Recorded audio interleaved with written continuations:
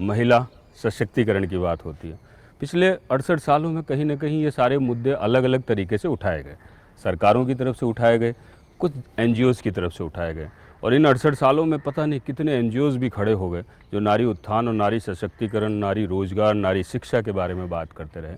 परंतु जब हम कहीं वास्तविक पटल पर आके खड़े होते हैं तो बात वहीं की वहीं नज़र आती है। मैं प्रिंसिपल महारानी कॉलेज कानन बाला शर्मा जी के पास आना चाहता हूँ, उनसे जानना चाहता हूँ कि क्या वाकई में महिलाओं की स्थिति इन 68 सालों की आज़ादी के बाद आज भी हम कहीं न कहीं महिलाओं की स्थिति को कहीं सुदृढ़ पाते हैं? मेरा प्राचार्य होने के नाते ये सोचना है कि हमारा जो इंस्टीट्यूशन है 70 वर्ष पुराना है, और उसमें से काफ़ी वर्ष तो मैंने भी देखे हैं इस इंस्टीट्यूशन के। और यहाँ पर जो बदलाव आ रहा है, जो छोटी-छोटी बातों में सोचना, हमारी जो यहाँ पर लड़कियाँ आ रही हैं, वो छोटी-छोटी सी बातों में बहुत ज़्यादा सोचने लग गई हैं। इसलिए सोचने लग गई हैं क्योंकि उनको अपने कंधे से कंधा मिलाकर के आगे बढ़ना है। बहुत बदलाव आ रहा है, बढ़ता जा रहा है। सशक्तिकरण की जो हम बात कर रहे हैं, निस्संदेह ये हो रही है। पर एक बात मैं ये सोचती हूँ कि अगर राजस्थान में भी एक वीमेंस यूनिवर्सिटी बन जाए। सशक्तिकरण के नाम पे कहीं भटकाव नहीं लगता? भटकाव लगता है, ये आप ठीक कह रहे हैं, पर फिर भी इसमें हम ये सोच सकते हैं कि सशक्तिकरण के नाम पर हमारी जो छात्राएं हैं, उनको हर पहलू को सशक्तिकरण देखना पड़ता है। और ये कोई भटकाव की बात नहीं है। अगर वो कंधे से कंधा मिलाकर आगे बढ़ना चाह रही हैं, तो उनको शक्ति आपको देनी पड़ेगी। सरकारी जुमला नहीं है सशक्तिकरण? सरकारी जुमला तो आप कह सकते हैं, पर ये जुमले की बात नहीं है। ये असलियत में हमारी जो लड़कियां हैं, हमारी जो छात्राएं हैं, हमारी जो समाज की छात्राएं हैं, जो लड़कियां हैं, वो जुड़ी हुई हैं, सारे समाज से जुड़ी हुई हैं। तो उनको तो शक्ति देनी ही पड़ेगी, तभी जाकर वो बढ़ पाएंगी। और ये एक तरह से देखा जाए तो कोई तरीका है नहीं सिवाय सरकार से हमको मांगने का कि हमारी छात्राओं को आप बढ़ावा दें, उनको स्किल डेवलपमेंट कराएं, उनको हर तरह से शक्तिशाली बनाएं, जिससे कि वो अपने पैरों पे भी खड़ी हों और उनको हर तरह का सहयोग मिल पाए। चलिए, मैं अर्चना शर्मा जी के पास आना चाहता हूँ, कांग्रेस उपाध्यक्ष हमारे बीच बैठे हैं। क्या लगता है इस महिला दिवस के आज के दिन पर, खासकर जहाँ महिलाओं की इतनी बड़ी बातें, सरकार, एनजीओज, अलग अलग लोग आकर जुड़ते हैं, नारी शिक्षा की बात करते हैं, एक बीच में जुमला आया था नारी बढ़ेगी देश बढ़ेगा। देखिए, नारी ने कभी भी ये नहीं कहा कि मैं पीछे हूँ या मुझे समानता का अधिकार दीजिए। तो स्वयं जननी है और पूरी सृष्टि की जननी ही समझ लीजिए उसे, क्योंकि ईश्वर के बाद नारी का स्थान होता है। लेकिन समस्या वहाँ आती है जो आप पितृसत्तात्मक समाज की बात कर रहे थे। महिलाओं ने अपना मुकाम खुद हासिल किया है, क्योंकि मैं मानती हूँ एक महिला होने के नाते, और यहाँ जितनी महिलाएं बैठी हैं सब मानेंगी कि मेंटली और हार्ट वाइज बहुत ज़्यादा सेंसिबल महिला होती है। जब वो कोई निर्णय लेती है तो दृढ़ इच्छा शक्ति के साथ लेती है, और जिस पौरुष की बात करते हैं उससे ज़्यादा दृढ़ता महिला में होती है किसी भी निर्णय को लेने में। ठीक बात कहा उन्होंने कि बायोलॉजिकली डिफरेंस है, लेकिन इससे तात्पर्य ये नहीं कि आप उस डिफरेंस के कारण उसको दोयम दर्जा दे दीजिए। ये ठीक बात है कि वल्नरेबल सेक्शन है सोसाइटी का, तो उसको आगे बढ़ाने के लिए सशक्तिकरण शब्द आया। अंग्रेजी में एम्पावरमेंट बोलेंगे और हिंदी में सशक्तिकरण। और सरकारें किसी भी देश की, हम सिर्फ भारत के परिदृश्य में क्यों बात करें, सभी देशों में महिला सशक्तिकरण के लिए समय समय पर कदम उठाए जाते हैं, और मैं इस चीज़ को ठीक भी मानती हूँ। यदि रिजर्वेशन नहीं हो तो कौन खुश होकर के आपको आगे बढ़ने देगा, क्योंकि महिला जो है, यदि एजुकेशन का पूरा रिकॉर्ड निकाल के देखेंगे आप, आज का नहीं पहले का भी, तो महिलाएं पुरुषों से, या यूँ कह सकते हैं बच्चियां बच्चों से पढ़ने में ज़्यादा प्रतिबद्ध होती हैं और अपना जो लक्ष्य है उसको हासिल भी करती हैं। यही काम वो अपने जो सिविल सर्विसेज है या अन्य जो क्षेत्र हैं, कॉरपोरेट सेक्टर, वहाँ भी उनको सक्सेस रेट उनका बहुत अच्छा है। सिर्फ समस्या है अवसर देने की। अवसर मिलने के बाद वो अपने आप को प्रूव कर देती है, और उस अवसर को, वो लोग कहते हैं ना चुनौती को अवसर में परिवर्तित करते हैं, वो अवसर को ऐसी चुनौती बनाती है कि दूसरा व्यक्ति उस चुनौती पर खरा उतर नहीं सकता। आज यहाँ पर राजनीति के क्षेत्र से महिला हैं, एजुकेशन को तो माना ही जाता है कि महिला प्रधान है, और इसके अलावा मेडिकल सेक्टर को भी माना जाता है कि महिलाओं उसमें आगे बढ़ें, तो उसके लिए, उनके लिए कोई दुविधा नहीं। लेकिन जब महिलाएं राजनीति में या किसी ऐसी जगह जहाँ फील्ड सर्विस जिसको कहा जाता है, वहाँ जाकर के मुकाम स्थापित करती हैं, तो उनको साधुवाद मिलना चाहिए, और औरों के लिए जो पथ होना चाहिए प्रशस्त, उसके लिए वो दिखना चाहिए कि समाज उसमें आगे बढ़ के वो काम करा है। आज एक महिला आईपीएस ऑफिसर है जिनका नाम पूरे भारत में, और उसी कारण उनको एक राजनीतिक पार्टी ने स्थापित भी करने का प्रयास किया। इसी तरीके से और महिलाएं जो कई क्षेत्रों में सक्रिय और अपनी सक्रियता के कारण उनका नाम भी हुआ। लेकिन वो महिलाएं पीछे ऐसा मार्ग छोड़ पाई, ये सबसे बड़ा प्रश्न है। क्योंकि जब हम स्वीडन में एक कॉन्फ्रेंस में गए थे तब सबसे बड़ी बात सामने आ रही थी कि जो महिलाएं सशक्त होती हैं, क्या वो महिलाएं उन महिलाओं को जो उनके पद का अनुगमन करना चाहती है उनके लिए रास्ता सुलभ करवाने का प्रयास करती हैं, नहीं करती हैं, या उनके सशक्तिकरण में उनकी कैसी भूमिका होती है। तो इस पर एक बड़ा प्रश्न चिन्ह लगता है। एक महिला होने के नाते हमें स्वीकार भी करना चाहिए कि हमने यदि सशक्त होने के बाद कोई ऐसा काम नहीं किया जिससे और लोग उसको फॉलो कर सके, तो ये हमारी कमजोरी मानी जाएगी। यहाँ पे लूँगा एक छोटा सा ब्रेक के बाद पुनः आपसे मुखातिब होता हूँ।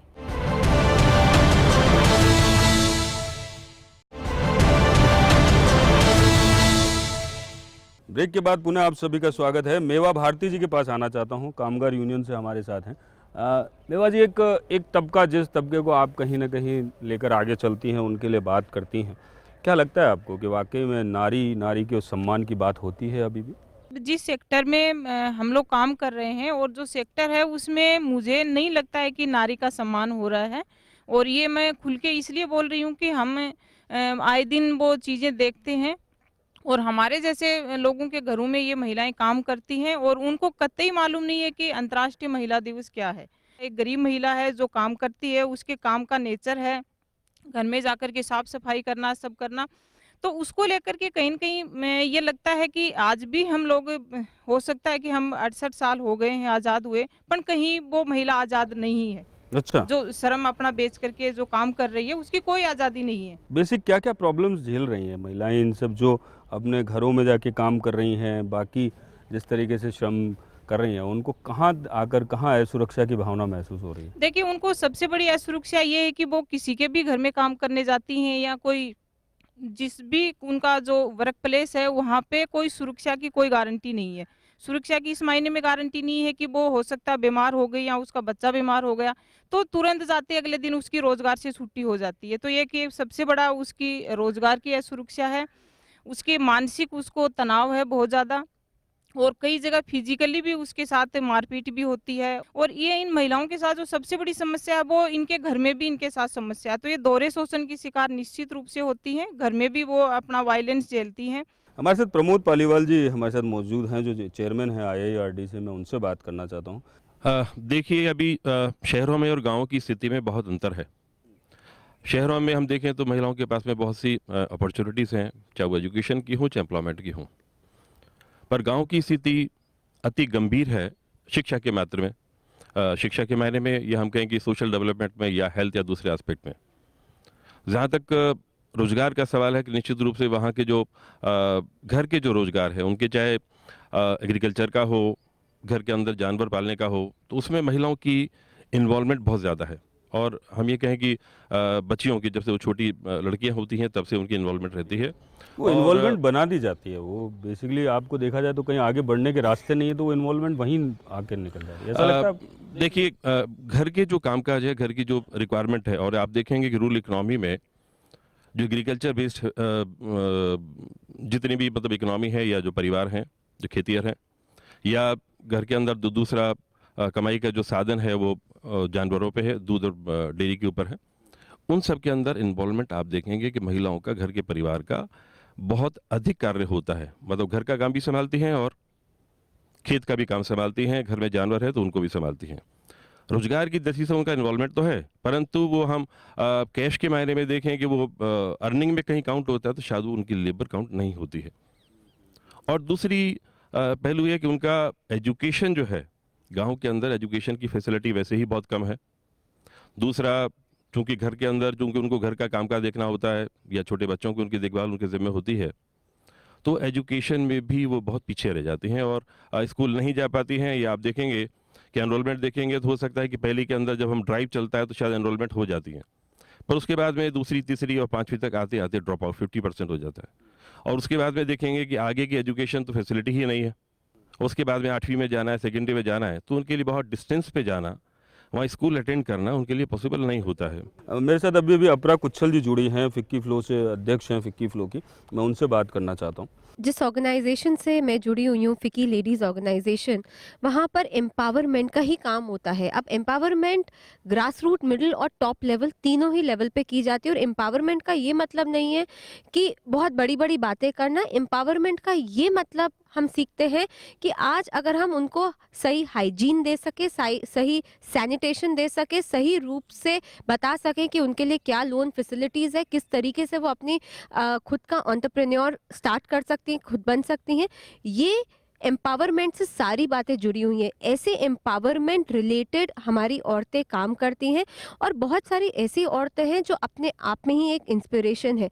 बट क्या हो जाता है कि अक्सर इसका रिजल्ट इसीलिए नहीं निकल पाता क्योंकि कहीं ना कहीं पर हम एक प्रोग्रेस रिपोर्ट में घूम जाते हैं। कहने का मतलब है, हम हमेशा यही लगता है हमें कि हमें नंबर मिल जाए, और हमें इसलिए लगता है क्योंकि जिस सोसाइटी में हम रहते हैं, जो पुरुष प्रधान सोसाइटी है, वहाँ पर अच्छी माँ होना, अच्छी बीवी होना, अच्छी बेटी, अच्छी बहन, इतने नंबर सिस्टम हो जाते हैं, इतना ज़्यादा टैगिंग हो जाता है कि अगर वो बाहर जाएगी तो वो अच्छी बीवी नहीं है, और अगर वो बाहर जाएगी तो वो अच्छी बहू नहीं है। तो वो प्रोग्रेस रिपोर्ट में इतना ज़्यादा घूम जाते हैं कि गिल्ट होने के कारण, एक गिल्ट फैक्टर होने के कारण महिलाएं ढंग से बाहर नहीं निकल के आती हैं।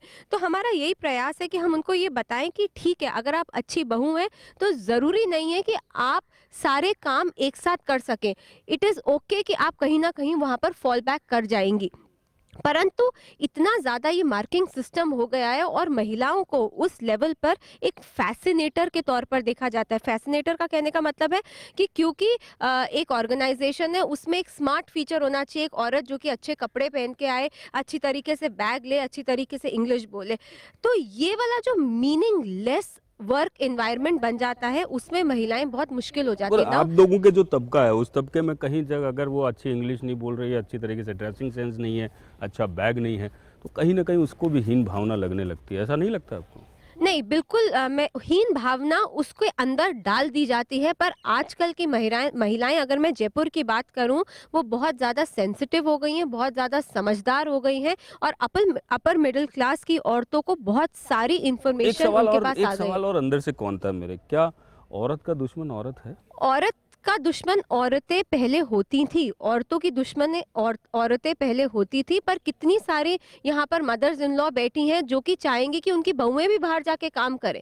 तो बिल्कुल ये उसी धारणाएं आज़ादी के साथ बदलती जिस जा रही है। आज़ादी से वो रह बिल्कुल रही ये हैं। धारणाएं, अगर वो चाहेंगी कि उनकी बेटी पढ़ी लिखी हो तो उनको ये भी अच्छा लगेगा कि उनकी बहू भी बहुत पढ़ी लिखी हो। मैं यहाँ पर आशा कालरा जी बैठी हैं, एक समाज सेवी की भूमिका निभाती हैं।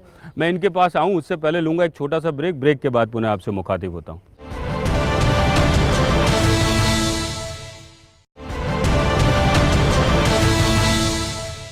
ब्रेक के बाद पुनः आप सभी का स्वागत है। आशा जी के पास आना चाहता हूँ। आशा जी, क्या लगता है आपको कि जिस तरीके से जिस दौर को आप देख रही हैं, जहाँ पर आप हर रोज़ एक नई कहानी, नए लोगों के साथ, नए बच्चियों के साथ कहीं झूंझ रही हैं, उनको बचाने के लिए अलग अलग तरीके से प्रताड़ित होती हुई बच्चियों, कहाँ आके आपको लगता है कि वाकई में नारी सशक्तिकरण की बात हो रही है? नहीं अतुल जी, जहाँ तक हम लोग जिस फील्ड में काम कर रहे हैं, आज जितना ज़्यादा नारी सशक्तिकरण की बात चाहे कोई भी कर रहा हो, लेकिन उतना ही क्राइम बढ़ रहा है। उतना ही हम लोग समाज में देख लीजिए किस तरह से 2 साल की बच्ची भी आज सुरक्षित नहीं है और 50 साल की औरत भी सुरक्षित नहीं है। इसलिए हम ये तो नहीं कह सकते कि नारी सशक्तिकरण की बात बिल्कुल पुष्ट हो गई है कि सरकारें या कर रही हैं या हम समाज में। इसमें समाज के लोगों की पूरी जिम्मेदारी है कि जब तक वो अवेयरनेस नहीं होगी तब तक सरकारें कितने कानून बना लें, कितने ऑर्डर कर लें, हम लोगों को खुद को जागृत होना पड़ेगा। हमें खुद को सोशल अवेयरनेस जो है वो सबसे ज़्यादा ज़रूरी है। कोई सशक्तिकरण की बात ऐसा नहीं है कि हम लोग बिल्कुल ठीक ठाक हो गए हैं। क्या लगता है आपको कि वाकई में नारी का वो सम्मान वहीं पर वजूद के साथ मौजूद है या फिर बिखर चुका है? नहीं, अभी ना तो नारी का सम्मान बिखर चुका है और ना मिल चुका है। बीच की स्थिति है नारी की आज। आज हम समाज में सामाजिक परिवेश, अभी आप जो पुरुषवाद की बात कह रहे थे, पुरुषवाद की बात नहीं, हम लोग सिर्फ पुरुषत्व हावी नहीं है हमारे, वैसे ही नारी की दुश्मन की बात जो कही वो भी मैं नहीं मानूंगी, क्योंकि हमारी मेन एजुकेशन की कमी।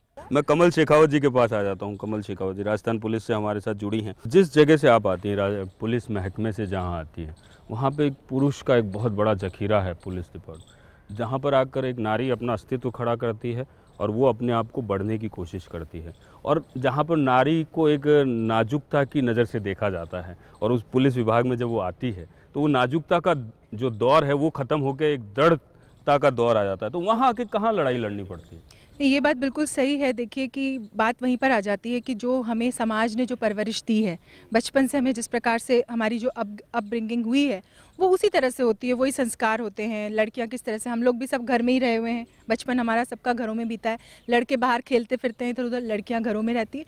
तो वो बात बिल्कुल सही है कि जब वो महिलाएं इस तरह के क्षेत्र में आ जाती हैं जो कि पूरी तरह से मेल डोमिनेटेड क्षेत्र है, जो कि जैसा कि पुलिस में है, तो वहाँ पर निस्संदेह ऐसा भी एक दौर रहा था और अभी भी कई बार जो महिला की जो योग्यता है उसको कहीं ना कहीं अभी भी कई बार संदेह की कम नज़र आंका से, जाता है। हाँ, कई बार उस नज़र से देखा जाता है। लेकिन धीरे धीरे मुझे लगता है कि ये चीज़ अब हम इस दौर से निकल चुके हैं और पिछले 15-20 साल में जिस तरह से महिलाएं पुलिस में और दूसरे विभागों में भी आई हैं और उन्होंने जिस तरह के रिजल्ट्स दिए हैं, अच्छा काम किया है, तो लोगों का उनमें विश्वास अपेक्षाकृत बहुत बड़ा है। चलिए बीजू, हाँ, क्यों सवाल किसके लिए? हमारी सोसाइटी में जो रेप केसेस होते हैं उनमें जो पुलिस है वो है ना गर्ल्स की जगह बॉयज़ को प्रोटेक्ट करती है। अगर जो रेप हुआ है उसमें किसी अच्छी फैमिली से बिलोंग करता है तो पुलिस अच्छी जमानत लेके तो उसे रिहा कर देती है। उस लड़की को है ना मेंटली टॉर्चर करती है पुलिस। नहीं, ऐसा तो बिल्कुल भी नहीं है। अभी आपने पिछले कुछ समय में कुछ ऐसे केसेस देखे होंगे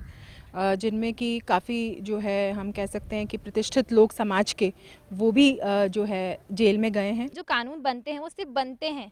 जैसे फास्ट ट्रैक कोर्ट की बात की जाती है तो वो है, हम जब बड़े बड़े वादों में कह रहे थे फास्ट ट्रैक कोर्ट सुविधाएं महिलाओं के लिए, तो क्या वो वाकई में है? फास्ट ट्रैक कोर्ट भी फास्ट नहीं। मेरा सवाल सुमन मैम से ही है।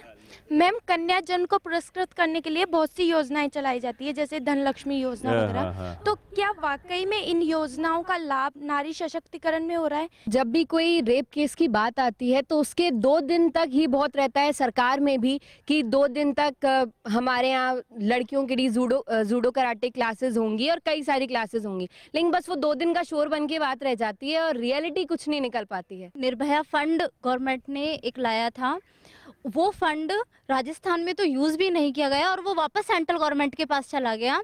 जो दामिनी जैसा केस होता है जिसमें उसके पेरेंट्स ये बोलते हैं कि हमें बच्ची के इलाज के लिए पैसे चाहिए, उस कंडीशन में हमारे देश में कोई भी माता पिता जाके कभी सरकार के पास जाके ये प्रश्न नहीं करेंगे कि हमारी बच्ची के साथ रेप हो गया, आप इन्हें फंड दीजिए। ये हमारी जिम्मेदारी है और ये सरकार की जिम्मेदारी है कि वो वहाँ जाके उन्हें वो फंड दे जो उन लोगों के लिए है। हमारे समाज में एक और तो महिला सशक्तिकरण की बात की जाती है, औरतों के खिलाफ जो हिंसा हो रही है उसके लिए कड़ी सजा का प्रावधान है, लेकिन वास्तविकता में आधे से अधिक ज़्यादा गुनहगार तो केवल आयु की सीमा नहीं, क्योंकि उनकी इतनी आयु सीमा नहीं होती, इसी आधार पर छूट जाते हैं। हम लड़का और लड़की में एक रेखा कर देते, दीवार खड़ी कर देते, ये काम लड़का करेगा और ये काम लड़की करेगी। आपने बोला नारी लज्जा, तो लज्जा क्या स्त्री के लिए ही है, पुरुष के लिए नहीं है? पुरुष में शर्म नहीं होगी? स्त्री और पुरुष की दृष्टि से क्यों देखते हैं कि हम समाज को पैरेलल रूप में नहीं ले सकते हैं। और दूसरी बात, जब हम बात करें सशक्तिकरण की, तो ये तब तक संभव नहीं है जब तक कि हम पुरुष को भी उतने ही बराबर तबके पे लाके कहें कि हाँ, आपको नज़रिया बदलना है, सोच बदलनी है, ना कि ये करना है कि नहीं महिला बहुत वीक है इसलिए हम उसको सशक्तिकरण करें। नहीं, महिला वीक नहीं है, आप उसको बराबर का दर्जा मान के चलिए, एक हेड की तरह काउंट करिए। निमाली जी, विमेन जो है हमारी सोसाइटी का सबसे मेन यूनिट है, इसलिए कह रही हूँ क्योंकि सारी जो फैमिली है वो उसके सराउंडिंग रहती है, और अगर वो फैमिली की जो मतलब एक्चुअली वो she is the head of the family, अगर वो अपने बच्चों को एजुकेट करती है तो ये जो समानता की हम बात कर रहे हैं, अगर वो खुद एजुकेटेड होगी तो वो समानता अपने आप ही करेगी बच्चों में। तो हमें सेंसिटाइज करना है उस महिला को, एक्चुअली जो विमेन की यूनिट है, कि वो खुद अपने आप को इतना स्ट्रांग महसूस करे, उसको कमज़ोर महसूस करने की ज़रूरत ही नहीं है। और फिर उसको ये, जब वो ये समझ जाएगी कि मैं उतनी स्ट्रांग हूँ जितना कि एक मैन है, तो वो अपने बच्चों में समानता रखेगी, उसके बच्चों को वो वैसे ही एजुकेट करेगी कि रिस्पेक्ट करें अपने काउंटर पार्ट का, जो दूसरा जेंडर है फीमेल, और अपने बेटों को वो इसी तरह से शिक्षित करेगी। सुमन मैम, सबसे बड़ी बात 2-3 चीज़ें निकल कर आई, रोजगार, शिक्षा, फिर उसके बाद जो सबसे बड़ी बात निकल कर आती है सुरक्षा। इन सारे मुद्दों पे क्या बात करें? देखिए, सबसे पहले तो मैं महिला दिवस की सबको ढेरों ढेरों शुभकामना देना चाहूँगी क्योंकि दिवस मनाना, इस पे भी बहुत बातें होती कि क्यों मनाते हैं दिवस, परंतु दिवस मनाना ज़रूरी है क्योंकि हम महिला हैं और हमारे लिए एक दिन है। तो सबको ढेरों बधाइयाँ।